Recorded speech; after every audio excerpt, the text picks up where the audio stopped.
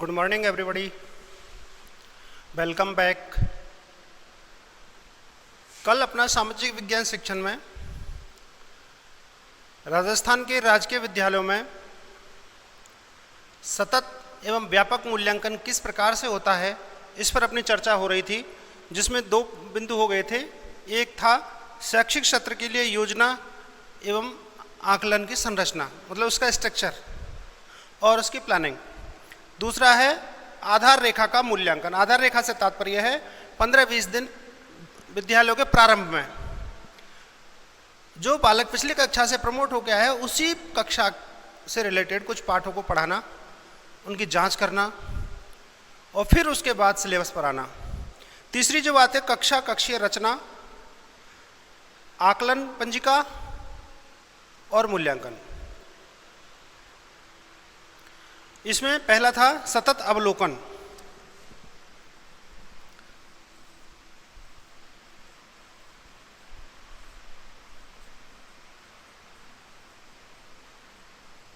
सतत अवलोकन से तात्पर्य है निरंतर बालक का अवलोकन करते रहना, चाहे वो कक्षा कक्ष में रहे चाहे कक्षा कक्ष से बाहर, अर्थात विद्यालय की चार दीवारी के अंदर बालक की जो भी क्रियाएं हैं, चाहे वो पाठ्येतर हैं या पाठ्यक्रम रिलेटेड हैं, अर्थात पाठ्यक्रम रिलेटेड है या पाठ्य सहगामी है, उन सारी क्रियाओं का हमें बालक का मूल्यांकन करते रहना चाहिए। यदि हम उनका मूल्यांकन नहीं करेंगे, अवलोकन नहीं करेंगे, उनके बारे में पता नहीं चलेगा, तो हम उनकी एक्टिविटीज पर नज़र नहीं रख पाएंगे। किसी प्रकार के उनके जो व्यवहार हैं वांछित या अवांछित, उनको हम रीड नहीं कर पाएंगे और हम सही तरीके से बालक का आकलन नहीं कर पाएंगे। दूसरा है उप समूह कार्य के दौरान अवलोकन।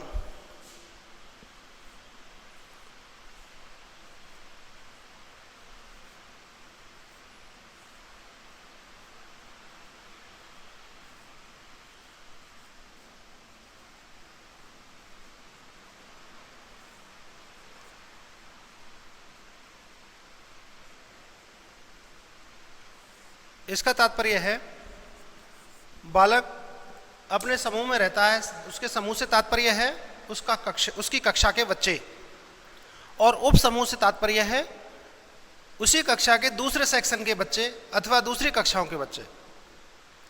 उनके साथ बालक जब कार्य करता है, बालक खेलता है, पढ़ता है, साहित्यिक सांस्कृतिक कार्यक्रमों में भाग लेता है, उस दौरान उसकी एक्टिविटीज कैसी रहती हैं, इसके माध्यम से भी हम उसका मूल्यांकन करते हैं।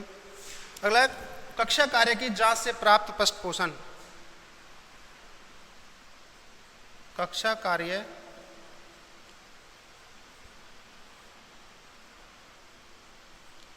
की जांच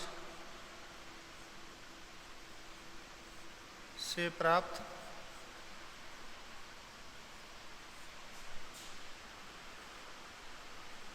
पृष्ठपोषण। इसका तात्पर्य है कि बालक जब कक्षा में पढ़ता है, बालक अपनी अनुक्रियाएं देता है, प्रश्नों के उत्तर देता है, उन सारी बातों की जांच हम करते हैं और फिर बालक को फीडबैक देते हैं।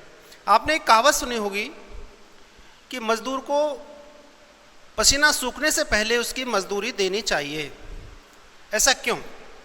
ऐसा इसलिए कि उसकी जो काम करने की स्पीड है वो और अधिक बढ़ जाएगी, और यदि हम उसी मजदूरी को उसको 7 दिन बाद या 15 दिन बाद या 1 महीने बाद दें तो बालक के काम करने की जो स्पीड है वो कम हो जाएगी। उसी प्रकार से बालक को जो कक्षा कक्ष में जो बालक प्रश्न को उत्तर दे रहा है, अपनी जिज्ञासा को शांत कर रहा है, शिक्षक से डिस्कशन कर रहा है या अपनी बात कह रहा है, अपनी व्यक्तिगत समस्या कह रहा है, इन सारी बातों को शिक्षक अवलोकित करता है और उसी के अकॉर्डिंग उनको फीडबैक देता है। शिक्षा जगत ने इसके लिए एक बहुत अच्छा पुरस्कार के रूप में एक स्किल दी है, रिइंफोर्समेंट स्किल, जो हर शिक्षक में होनी चाहिए, अर्थात पुनर्वलन कौशल। इससे हर शिक्षक लैस होता है। आप लोगों ने भी माइक्रो टीचिंग में पुनर्वलन कौशल पढ़ा होगा। वो पुरस्कार और दंड की व्यवस्था है। आजकल गवर्नमेंट ने दंड, शारीरिक दंड या मानसिक दंड तो बिल्कुल बैन कर दिया है, बिल्कुल रोक दिया है। बालकों को किसी प्रकार का दंड नहीं दे सकते, लेकिन पृष्ठपोषण के माध्यम से, फीडबैक के माध्यम से हम पुनर्वलन कौशल यहाँ यूज कर सकते हैं और बालक को पुरस्कार दे सकते हैं। पुरस्कार से तात्पर्य बालक ने कोई रेयर उत्तर दिया है या और बालकों ने उत्तर नहीं दिया और उसने दिया है तो उसको विशेष पुरस्कार सामान्य प्रश्न का उत्तर बालक दे रहा है, सामान्य अनुक्रिया पर बालक अपनी प्रतिक्रिया दे रहा है, तो उसको सामान्य जैसे शाबाश, ठीक है, बैठ जाइए, इस तरह से। यदि बालक कोई विशिष्ट उत्तर देता है तो उसके लिए क्या कहते हैं? शाबाश, बहुत अच्छे, वेरी गुड। कभी उसकी पीठ थपथपाते हैं, कभी उसके उत्तर को श्यामपट्ट पर लिखते हैं, कभी उसके उत्तर को पूरी कक्षा से रिपीट करवाते हैं। इसका फायदा क्या होगा? जिस बालक ने बताया है वो तो प्रफुल्लित होगा ही होगा, साथ ही दूसरे जो बालक हैं वो आगे बढ़ने के लिए प्रेरित होंगे, मोटिवेट होंगे। और कई बार नेगेटिव भी देना पड़ता है, लेकिन नेगेटिव रिइंफोर्समेंट में कुछ चीज़ों से हमें बचना चाहिए। जैसे कभी कभार हम गुस्से में आ जाते हैं कक्ष के दौरान, अगर कोई बालक लगातार 10 प्रश्नों के 8 प्रश्नों के उत्तर नहीं दे रहा है तो थोड़े तनाव में आ जाते हैं, तो हम लोग उस तनाव को दूसरे तरीके से बालक के ऊपर निकालते हैं। जैसे बालक ने उत्तर नहीं दिया तो क्या कहेंगे? गधे कहीं के, पढ़ते नहीं हो, मूर्ख, धूर्त, आलसी, मतलब उसको विभिन्न प्रकार के बातें हम सुनाएंगे। इन बातों से हमें बचना चाहिए, ये हमें बालक को कदापि यूज नहीं करनी है। ना ही बालक को शारीरिक दंड देना है। शारीरिक दंड से तात्पर्य है पीटना, मुर्गा बनाना, टेबल पर खड़े करना, हाथ ऊपर करना, कुर्सी बनाना, विभिन्न प्रकार के जो दंड हैं ये हमें बालक को बिल्कुल भी नहीं देने हैं, इनसे बचना है। आप देना क्या है दंड के रूप में? आप पढ़ते नहीं हो, देखो ये बच्चे इतना अच्छा उत्तर दे रहे हैं, आप भी दे सकते हैं पढ़ाई करें तो।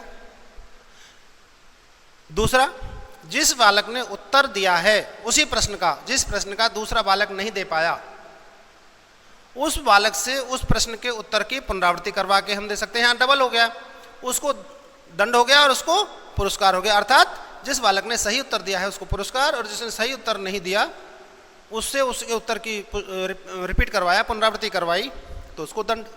इस तरह से कक्षा शिक्षण के दौरान हमें बालक के कार्यों की जांच पड़ताल करती रहनी चाहिए और उसी के अकॉर्डिंग हम उसे फीडबैक दें। दूसरा है गृह कार्य की जांच से प्राप्त।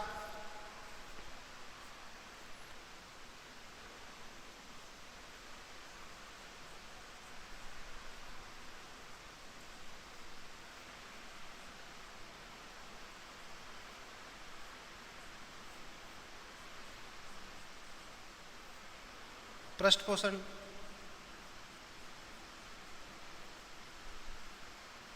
इसके माध्यम से भी हम बालक का मूल्यांकन करते हैं। दोनों सतत मूल्यांकन भी हम करते हैं इससे, व्यापक मूल्यांकन भी करते हैं इससे। सतत मूल्यांकन कैसे? हम रोजाना बालक को काम देते हैं और उस काम को रोजाना जांचते हैं। जांचने के बाद हम उसमें नोट डालें।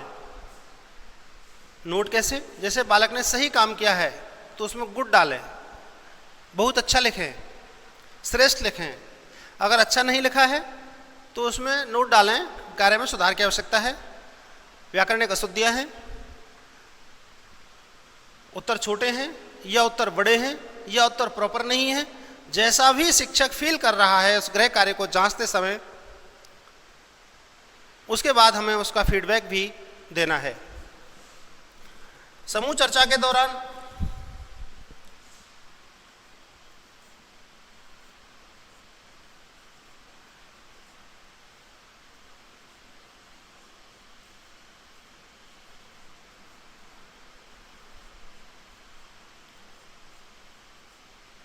भागीदारी,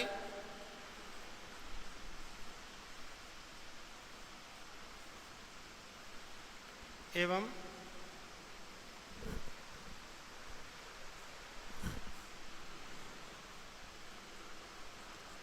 प्रश्नोत्तर। कई बार हम कक्ष में अथवा विद्यालय के किसी बड़े हॉल में अथवा सारे विद्यालय के बच्चों को एकत्रित करके समूह चर्चा करते हैं। समूह चर्चा से तात्पर्य है कोई फंक्शन मनाते हैं, कोई वाद विवाद प्रतियोगिता आयोजन करते हैं, अंत्याक्षरी का आयोजन करते हैं, बाल सभा का करते हैं। अब बाल सभा में भी विभिन्न प्रकार की चीज़ें आ गई आजकल, जैसे गानों पे भी अंत्याक्षरी होती है, चौपाइयों पे भी अंत्याक्षरी होती है, इस तरह से। तो उनमें बालक कितनी सहभागिता कर रहा है सारे क्रियाकलाप में जो विद्यालय में समूह के रूप में हो रहा है, उस बात को भी हम मूल्यांकित करते हैं।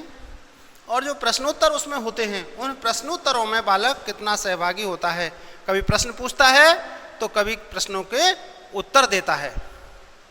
ये चीज़ हमें देखनी है, ऐसा बालक कर रहा है अथवा नहीं। तो इसके माध्यम से भी हम बालक का मूल्यांकन करते हैं। विषय शिक्षण की गतिविधियों में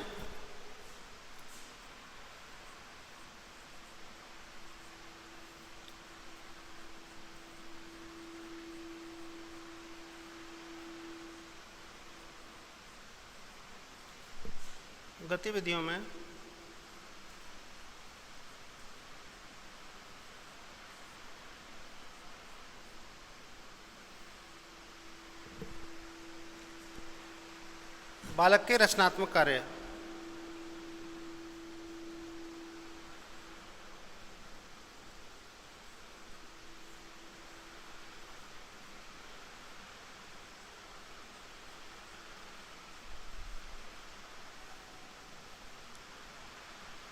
जैसे सामाजिक विज्ञान में आप पढ़ा रहे हैं गोबर गैस किस तरह से बनाई जाती है, सचित्र वर्णन कीजिए। ये प्रश्न आपने बालक को दे दिया। बालक अपनी कॉपी में प्रश्न का उत्तर लिख के लाएगा, उत्तर के साथ साथ उसका चित्र बनाएगा। उस चित्र में सारी चीज़ों को इंगित करेगा, ये पाइप है, ये गोबर है, यहाँ गोबर डालते हैं, इसमें गैस बन के निकलती है, ये चिमनी है, या गैस का चूल्हा है, इसको हम इससे जलाते हैं, कनेक्ट करते हैं। वो सारी चीज़ें वो उसमें लाएगा। अर्थात बालक ने जो कक्षा से विषय की गतिविधियाँ हुई उनमें रचनात्मक कार्य बालक ने किया, अभूतपूर्व कार्य किया। अगला, रचनात्मक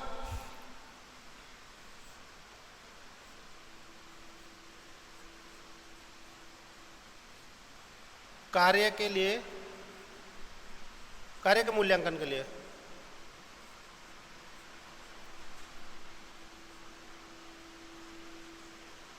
आकलन या मूल्यांकन एक ही बात है, के लिए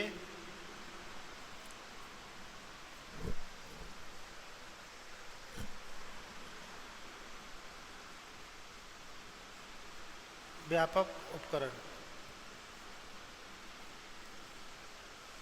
कई बार हम बालक का मूल्यांकन करने के लिए, उसकी रचनात्मकता का मूल्यांकन करने के लिए उपकरणों का भी प्रयोग करते हैं कि प्रॉपर इसने उत्तर दिया अथवा नहीं दिया। इससे भी हम विद्यार्थी का पता करते हैं। अगला लास्ट है पोर्टफोलियो।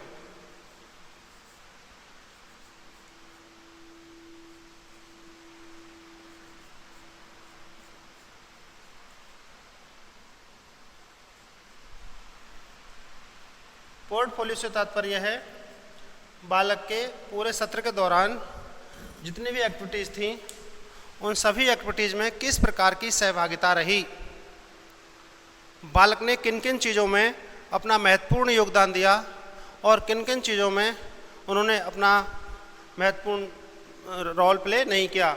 जिन कामों में महत्वपूर्ण रोल प्ले किया उन सारी चीज़ों को हम उसके पोर्टफोलियो में रखते हैं। और जब उसका व्यापक मूल्यांकन होता है वर्ष के अंत में, तब उस चीज़ को भी हम देखते हैं मूल्यांकन करते समय कि बालक की क्या सहभागिता रही, बालक के क्या क्रियाकलाप रहे, साल भर के दौरान बालक कैसा रहा।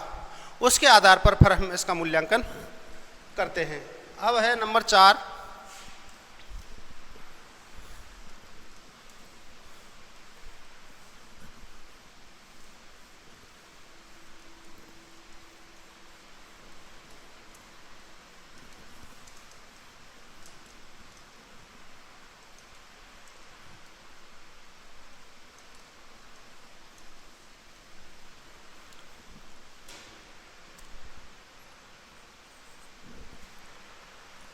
अध्यापक योजना सतत एवं व्यापक आकलन अभिलेख। सतत एवं व्यापक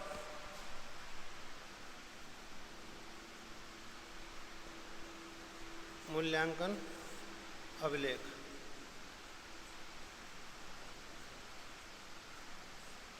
यानी जो भी पत्रावली है हमारे पास, जो भी रिकॉर्ड है मूल्यांकन से रिलेटेड, चाहे वो सतत है या व्यापक, उन सबको भी हम ध्यान में रखते हैं। सतत मूल्यांकन से तात्पर्य है कक्षा शिक्षण की और गृह कार्य की जो उसके बालक की कॉपियां हैं, प्रैक्टिकल की जो फाइल है, उन सारी चीज़ों को मूल्यांकित करते हैं। व्यापक मूल्यांकन से तात्पर्य है बालक ने त्रैमासिक छमाही जो परीक्षाएं दी हैं, टर्मिनल जो टेस्ट हुए हैं, अर्धवार्षिक और वार्षिक परीक्षा में जो अचीव किया है, प्रायोगिक और मौखिक परीक्षा में जो अचीव किया है, उसके अकॉर्डिंग हम बालक का मूल्यांकन करते हैं। और अगला अध्यापक योजना व समीक्षा डायरी।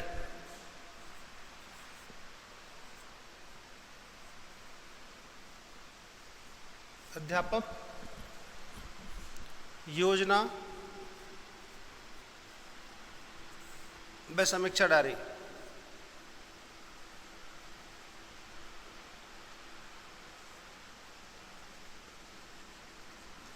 हर शिक्षक के पास एक शिक्षक दैनंदिनी होती है डायरी, वो उसमें अपने कक्षा शिक्षण के पूरे विवरण रखता है।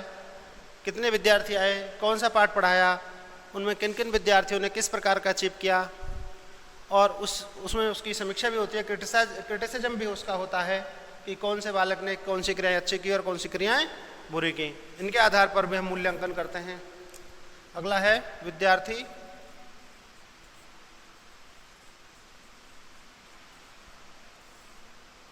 वार्षिक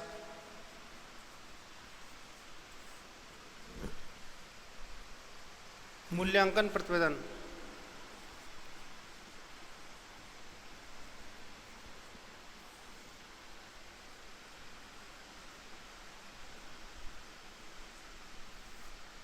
इसका तात्पर्य है रिजल्ट शीट जो हम तैयार करते हैं, उसमें सारी चीज़ों के कॉलम होते हैं। जो चीज़ हम पूरे वर्ष के दौरान कक्ष में करते हैं, उसकी एक वार्षिक रिपोर्ट बनती है। उस रिपोर्ट को ध्यान में रख के ही हम उसके डिवीजन का निर्धारण करते हैं, उसकी परसेंटेज का निर्धारण करते हैं, उसकी ग्रेड का निर्धारण करते हैं। और लास्ट है शिक्षक शिक्षार्थी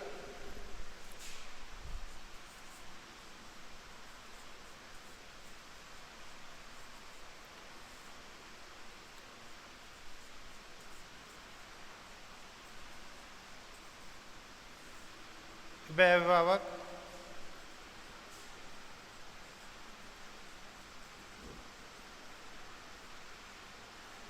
शिक्षक शिक्षार्थी व अभिभावक बैठक के दौरान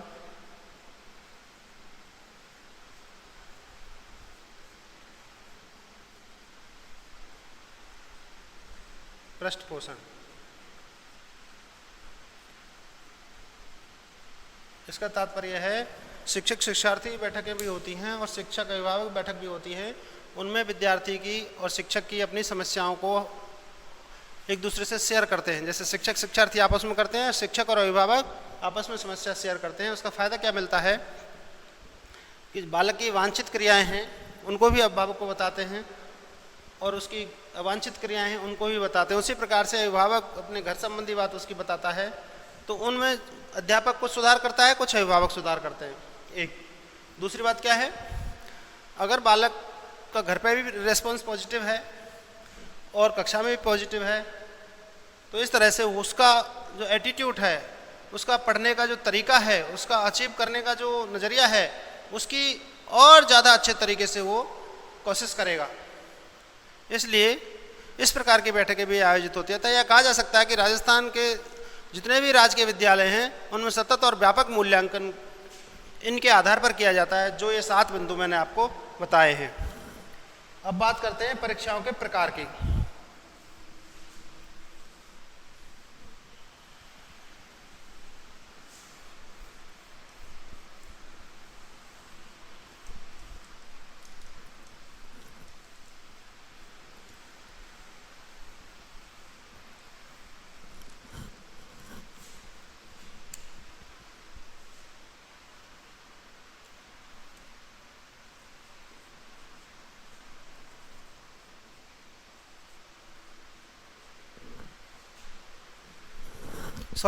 परीक्षण जिनके माध्यम से हम बालक के अचीव को मापते हैं।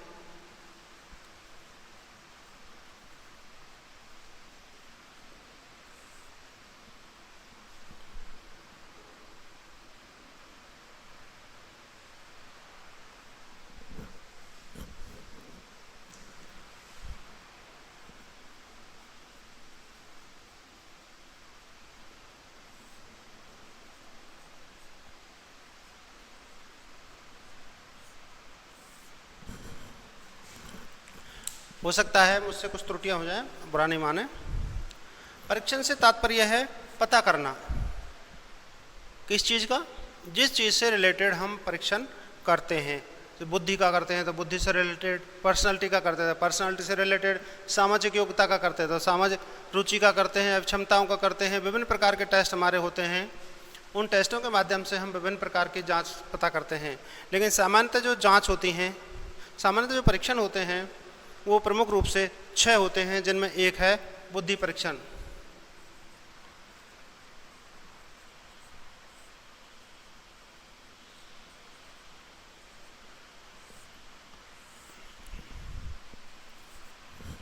बुद्धि परीक्षण से तात्पर्य है बुद्धि के बारे में हमें पता करना। IQ, इंटेलिजेंस क्यूटेंट, इसके लिए भाटिया ने एक टेस्ट बैटरी बनाई और उन्होंने हमारी बुद्धि के विभिन्न डायमेंशंस के आधार पर जांच की कि बुद्धि कैसी होती है, बुद्धि कितने प्रकार होते हैं, बुद्धि कैसे बनी है, कैसे नहीं बनी है। किसी ने बुद्धि को बताया है कि 2 तत्वों से बना है, किसी ने कहा है 5 तत्वों से बना है, गिलफर्ड ने कहा है 120 तत्वों से बना है। लेकिन सामान्यतः बुद्धि 2 तत्वों से बनी है, एक नॉर्मल, एक है जर्नल और एक है स्पेसिफिक। ये जर्नल फैक्टर और ये स्पेसिफिक फैक्टर और ये जर्नल। यानी हम सब में कुछ काम ऐसे हैं जो बराबर हैं। जैसे सब खाना खाते हैं, सब नहाते हैं, सब धोते हैं, सब अपने रिश्तों को निभाते हैं। मदर है तो मदर कहते हैं, फादर है फादर कहते हैं, उनकी आज्ञा मानते हैं।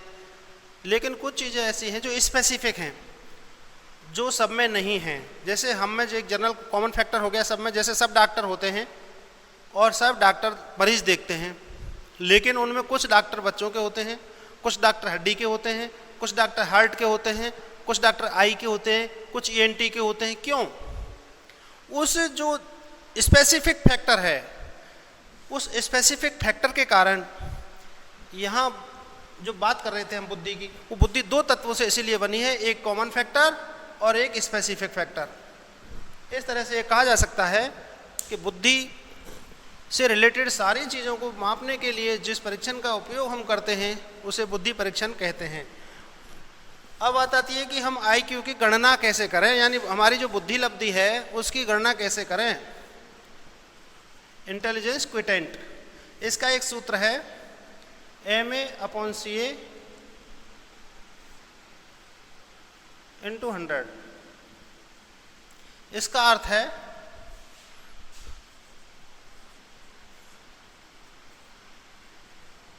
बुद्धि लब्धि बराबर वास्तविक आयु, सॉरी मेंटल एज।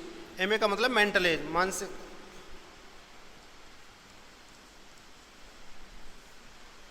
मानसिक आयु, और C का मतलब है क्रोनोलॉजिकल एज। क्रोनोलॉजिकल एज से तात्पर्य है वास्तविक उम्र।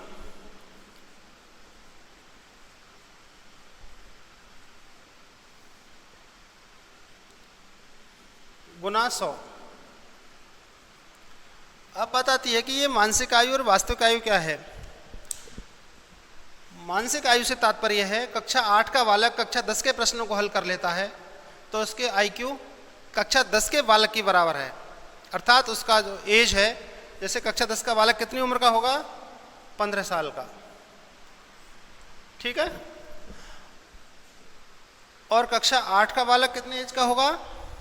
13 वर्ष का।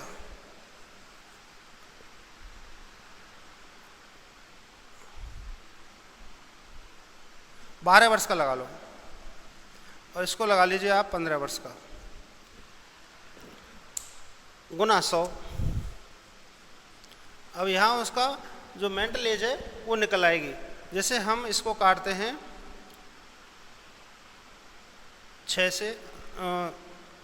3 से 4 बार और ये 5 बार, अर्थात 500/4। 500/4 का मतलब 125।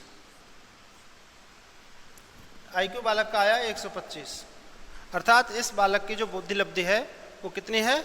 125। इस तरह से टर्मन ने बुद्धि को 9 भागों में बांट दिया है, जिसमें गिफ्टेड चाइल्ड भी रखा है, सामान्य बुद्धि वाले भी रखे हैं, आउटस्टैंडिंग भी रखे हैं, इडियट भी रखे हैं, एवरेज भी रखे हैं, बिलो एवरेज भी रखे हैं। इस तरह से उन्होंने इसके 7 जगह इसको डिवाइड किया है, 9 जगह।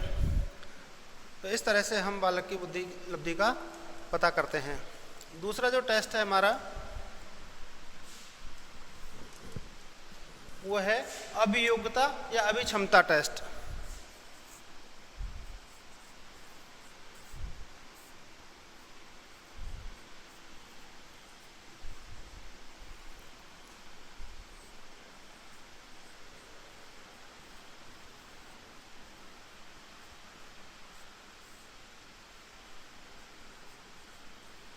इसका तात्पर्य है, ये परीक्षण क्यों करते हैं? शिक्षण विधियों के निर्धारण के लिए, पढ़ाने की व्यू रचना के लिए। हमारे बालकों का बुद्धि परीक्षण कर के हमने पता लग गया हमें कि बालकों हमारे किस स्तर के हैं, बालकों की क्षमताएं क्या हैं, एप्टीट्यूड, इसको एप्टीट्यूड टेस्ट कहते हैं। बालक की क्षमताएं क्या हैं। हम ऐसा तो नहीं कि बालक को कहीं उसकी क्षमता से ज़्यादा पढ़ा रहे हैं, या ऐसा तो नहीं हम बालक को उसकी क्षमता से कम पढ़ा रहे हैं, इसलिए इसका पता हमें करना होता है। एक तो दूसरा, इस परीक्षण के और भी उपयोग हैं। जैसे हमने टीचिंग जॉब चूज किया, क्या हम में वो अभिक्षमता है कि नहीं कि हम टीचर की तरह पढ़ा सकते हैं या नहीं।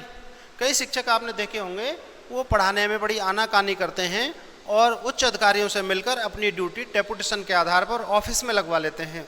क्यों? क्योंकि उनमें लिपि की अभिक्षमता है, अध्यापक की अभिक्षमता नहीं है।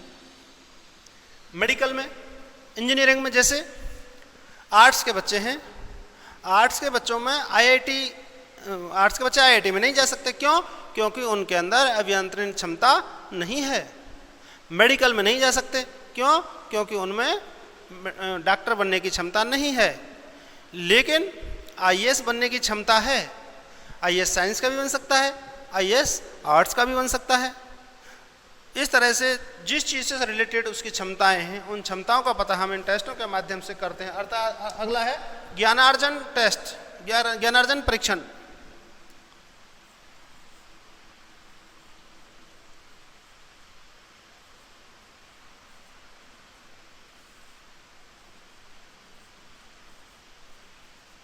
ज्ञानार्जन परीक्षण से तात्पर्य बालक ने कितना अर्जित किया, अर्थात शैक्षणिक क्षेत्र में सबसे ज़्यादा जो उपयोग किया जाता है वो ज्ञानार्जन परीक्षण का ही किया जाता है।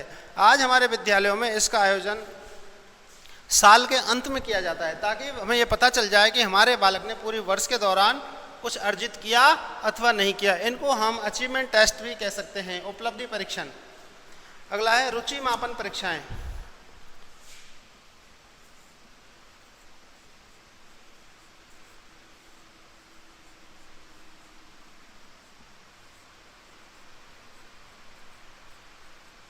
रुचि मापन परीक्षण से तात्पर्य है हम बालक की रुचि का पता कर लें, ताकि हमारी शिक्षण व्यूहरचना में हम उस चीज़ को कनेक्ट कर सकें, उन्हें जोड़ सकें।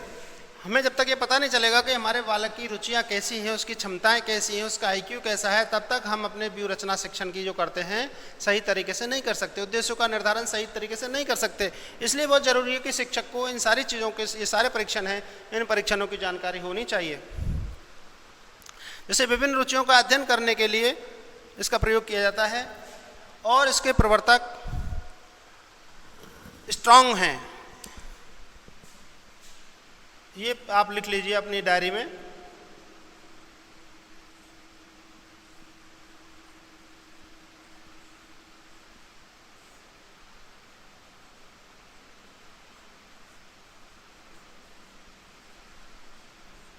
मतलब इस जो रुचि मापन परीक्षण है इसके प्रवर्तक स्ट्रांग महोदय हैं और वो अमेरिका के रहने वाले हैं। ये प्रश्न आपको आपकी अध्यापक की जो एग्जाम होगी उसमें आने की संभावना रहेगी, सामाजिक विज्ञान शिक्षण विषय की शिक्षण विधियों के अंतर्गत। अगला है व्यक्तित्व मापन परीक्षाएं।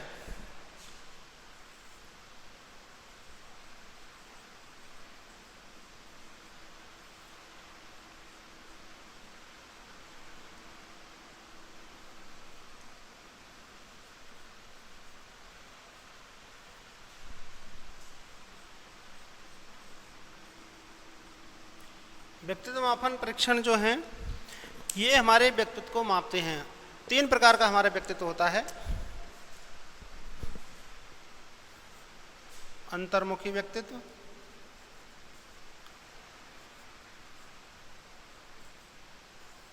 बहिर्मुखी,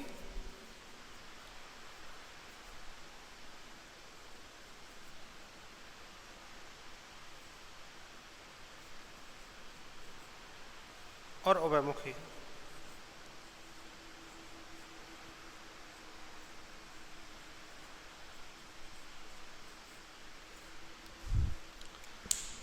बहिर्मुखी व्यक्तित्व से तात्पर्य है जो अपनी बात कम से कम लोगों से कह सके, हर बात कहने में संकोच करे, चाहे कितने ब्रिलियंट बालक है, कम से कम उसके दोस्त मिलेंगे, मित्र मंडली में उसके लोग कम होते हैं। और बहिर्मुखी जो अपनी बात किसी से नहीं छुपाए, उसकी मित्र मंडली बड़ी होती है, बोलने में संकोच नहीं करता, जैसे अपन देसी भाषा में बाचाल कह सकते हैं। कचरिया बेच रहे हैं, कहे ना, क्यों कचरिया बेच रहा है, या क्यों कचरिया बेच रही हो, ऐसे कहते हैं ना अपन। तो वो कचरिया बेचने वाले हैं ना, वो हैं बहिर्मुखी व्यक्तित्व के धनी।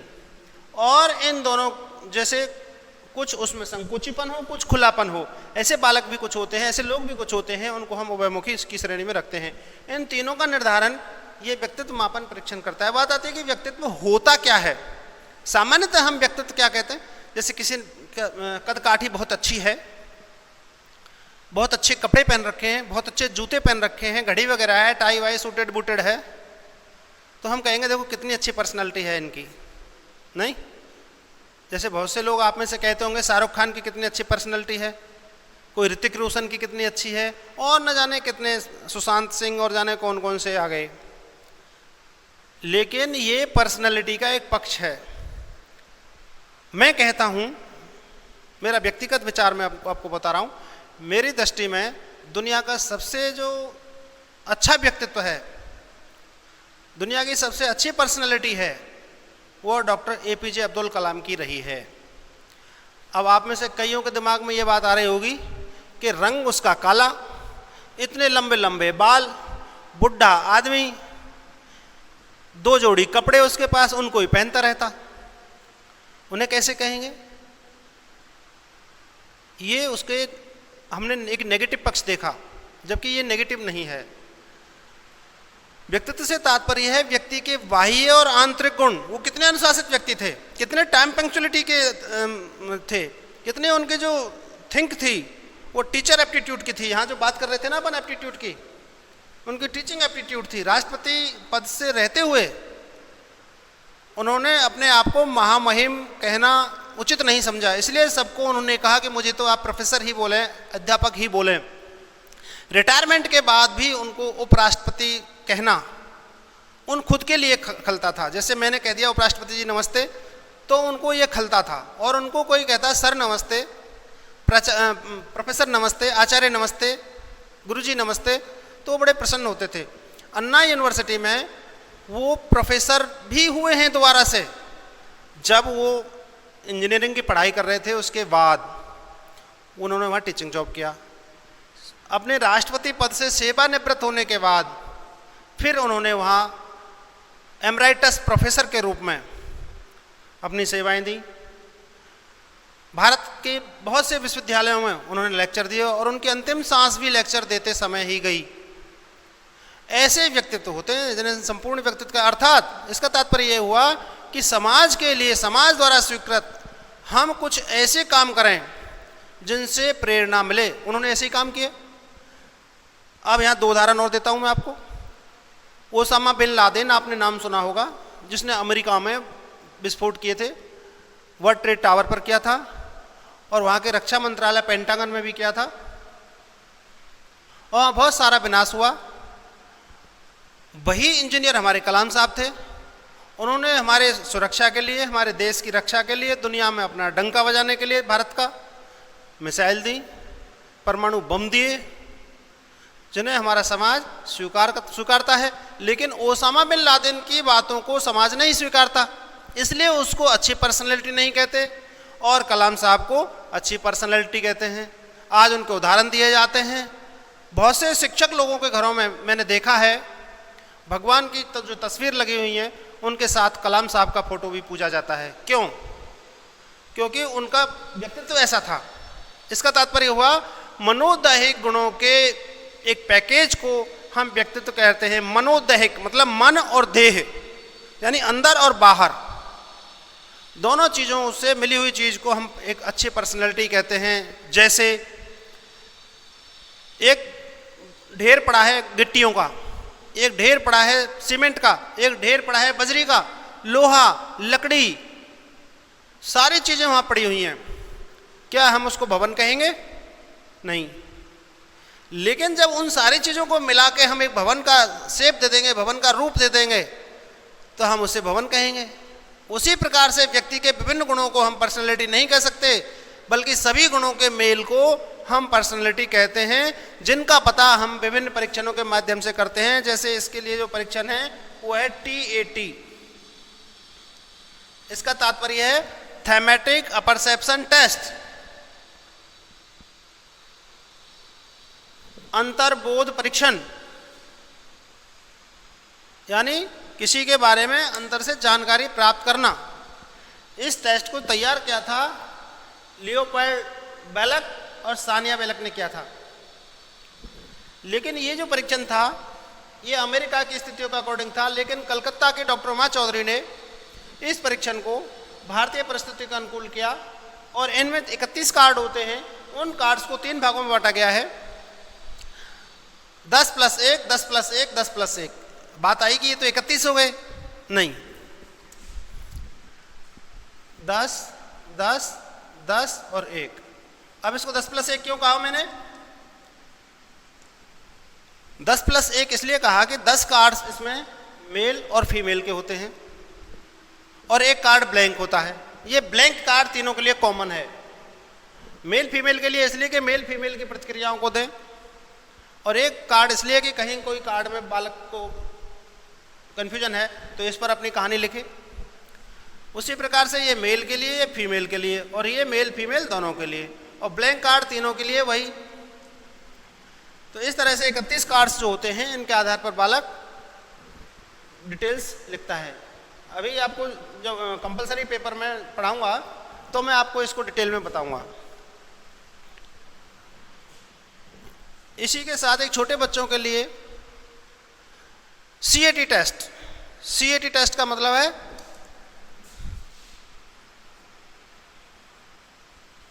चाइल्ड अपरसेप्शन टेस्ट, बाल बोध परीक्षण। बाल बोध परीक्षण में भी इसी प्रकार के कार्ड्स होते हैं और उन कार्ड्स पर जानवरों के चित्र होते हैं। इस टेस्ट को भी लियोपोल्ड बेलक और सानिया बेलक ने ही बनाया और इसका इंडियन एडॉप्शन किया कलकत्ता की डॉक्टर उमा चौधरी ने। इसके अलावा एक टेस्ट और है हरमन रोशा का,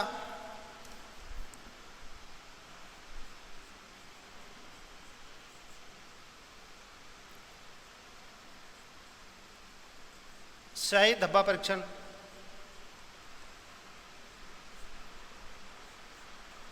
इसके माध्यम से भी हम किसी के भी व्यक्तित्व का पता कर सकते हैं।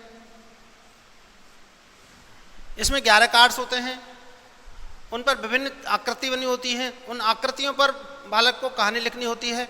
उस कहानी के आधार पर हम उसके व्यक्तित्व का परीक्षण करते हैं, इंटरप्रेट करते हैं। इस तरह से वाक्यपूर्ति परीक्षण भी हैं, बहुत सारे परीक्षण हैं पर्सनैलिटी के। अब बात करते हैं इसके अलावा उपलब्धि परीक्षण नंबर 6।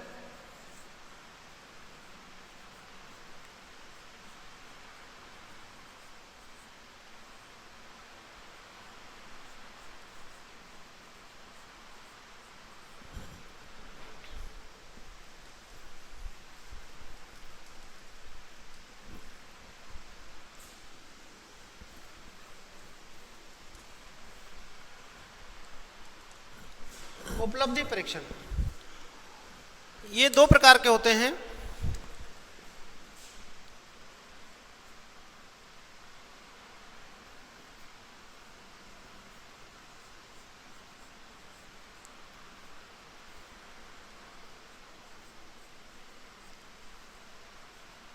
अध्यापक निर्मित और दूसरा होता है मानकीकृत या प्रमापीकृत।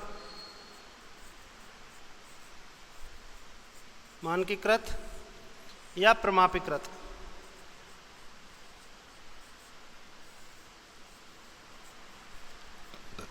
अध्यापक निर्मित से तात्पर्य है अध्यापक इस टेस्ट को बनाता है, अपने विषय का बनाता है और विद्यालय के बच्चों के लिए बनाता है। साल में कई परीक्षण वो ये निर्मित करता है और उसी के आधार पर बालक का निर्धारण करते हैं कि बालक अगली कक्षा में प्रमोट होगा या नहीं। मानकीकृत परीक्षण जो होते हैं ये पूरे देश के लिए या पूरे राज्य के लिए होते हैं। इन पर देश काल परिस्थिति का प्रभाव नहीं के बराबर पड़ता है, जबकि अध्यापक निर्मित जो टेस्ट हैं उन पर देश काल और परिस्थिति का प्रभाव पड़ सकता है, यानी परिस्थितियों के अनुकूल हम उसमें तब्दीली कर सकते हैं लेकिन इनमें नहीं कर सकते। जैसे जेई का होता है, आईआईटी का होता है, नीट का होता है, नेट होता है, रीट होता है, ये जितने भी सारे नौकरी आदि के जो टेस्ट हैं ये सारे टेस्ट इन चीज़ों में काम लिए जाते हैं। ये प्रमाणीकृत टेस्ट होता है। पूरे राज्य और देश के लिए इससे तात्पर्य है जैसे हमारे बोर्ड द्वारा जो परीक्षण तैयार किए जाते हैं, जो बालकों को प्रमोशन के लिए बोर्ड के एग्जाम में हम यूज करते हैं, वो भी इसी श्रेणी में आते हैं। लेकिन वो अध्यापक निर्मित की श्रेणी में भी आते हैं क्योंकि उनका एक प्रॉपर उत्तर नहीं होता, उन व्यक्तिनिष्ठता के साथ साथ वस्तुनिष्ठता भी होती है, इसलिए इन परीक्षणों को ज़्यादा अच्छा नहीं माना गया। लेकिन मानकीकृत या प्रमाणीकृत जो परीक्षण हैं इन पर किसी भी प्रकार का प्रभाव नहीं पड़ता, चाहे किसी भी टाइम करें, किसी भी राज्य में करें या किसी भी देश में करें, कहीं भी हम इसको करें तो उसका उत्तर वही होगा क्योंकि इसके निर्धारित उत्तर होते हैं। इसी के साथ आज का चैप्टर समाप्त होता है। धन्यवाद।